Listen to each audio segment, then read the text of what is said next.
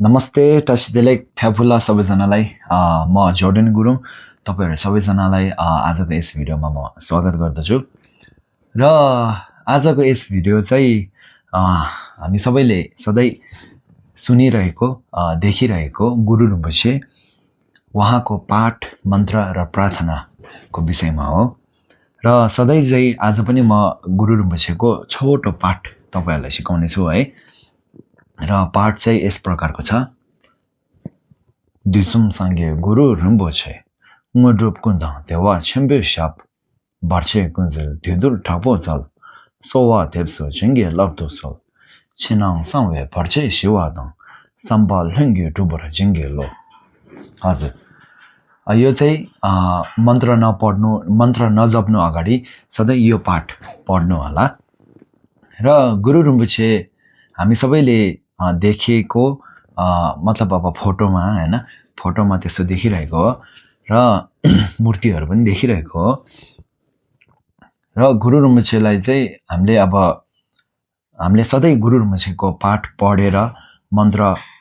जपेर प्रार्थना गर्यौं भने चाहिँ के फाइदा हुन्छ भन्दा चाहिँ जस्तै यो पाठको अर्थ पनि त्यही हो अब गुरु रिम्पोछे भनेको चाहिँ एउटा मान्छे अब सबैको बाधा अडचनहरु मेटाउन सक्ने है र सोचेको जस्तो पूरा गराउन सक्ने है त्यस्तो एउटा बुद्ध त्यस्तो एउटा भगवान रहेको छ है त त्यसैले हामीले सकेसम्म सधैं बिहान बेलुका गुरु रिम्पोछेको पाठ यो पाठ पढ्ने मन्त्र जप्ने र प्रार्थना गर्यौं भने एकदमै फाइदा हुन्छ र मन्त्र चाहिँ यस प्रकारको छ ओम आहुं वज्र गुरु पेमा सिद्धि हुँ हजुर ओम आहुं वज्र गुरु पेमा सिद्धि हुँ यही मन्त्रलाई तपाईले अब कति सक्नुहुन्छ 7 पटक 21 पटक है अनि 108 पटक कति सक्नुहुन्छ त्यसरी पढ्नु होला अब यसमा तपाईले धुन लगाएर पढ्नु पनि सक्नुहुन्छ है धुन चाहिँ यस प्रकारको छ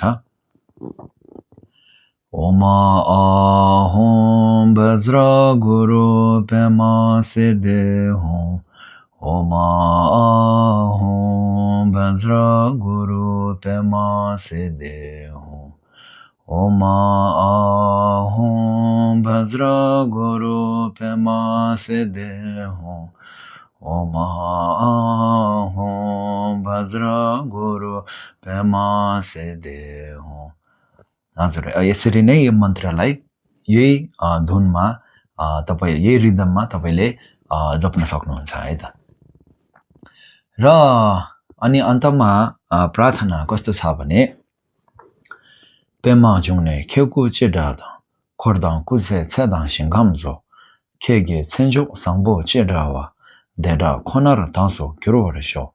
खेला देजिन सोवा ताबे थु तासो कांदो नेबे साचोसो नेदे उल्फोङ थाब्जु शिवादा छेदा टाशी फेवर जेदु सो हजुर प्रार्थना यस प्रकारको छ हो र यो प्रार्थनाको अर्थ यानी मतलब चाहिँ के रहेको छ भने अब आज मैले धेरै थोरै है सानो ठुलो जति पुण्य कमाए तापनि गुरु रिम्पोछे ज्यूले अब हाम्रो हामी अब जहाँ बसेको छौं हामी है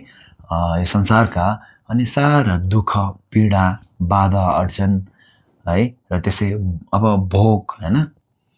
त्यो जस्तै अब दुःख जे अब जस्तो सुकै दुःखहरु छ सबै त्यो दुःखहरु सबै अनि मेटाउन है र यो संसारमा सारा प्राणीले सबैले सोचेको पूरा हुन् भनेर चाहिँ प्रार्थना गरेको है त र यो चाहिँ एकदम गुरु रिम्पोछेको पाठ मन्त्र र प्रार्थना छोटो चाहिँ यस्तो हो र यसैगरी अरु पनि पाठ मन्त्र अब प्रार्थनाहरु तपाईहरुलाई जान्नु मन छ भने कमेन्टमा लेख्नु होला है र त्यसैगरी धर्म सम्बन्धित अरु केही कुरा बुझ्नु मन छ भने कमेन्टमा लेख्नु होला म तपाईहरुलाई त्यो कुरा भन्ने प्रयास गर्नेछु है र त्यसै गरे अनि त्यसै भन्दै भिडियोको अन्तसम्म हेरिदिनु भएकोमा धन्यवाद।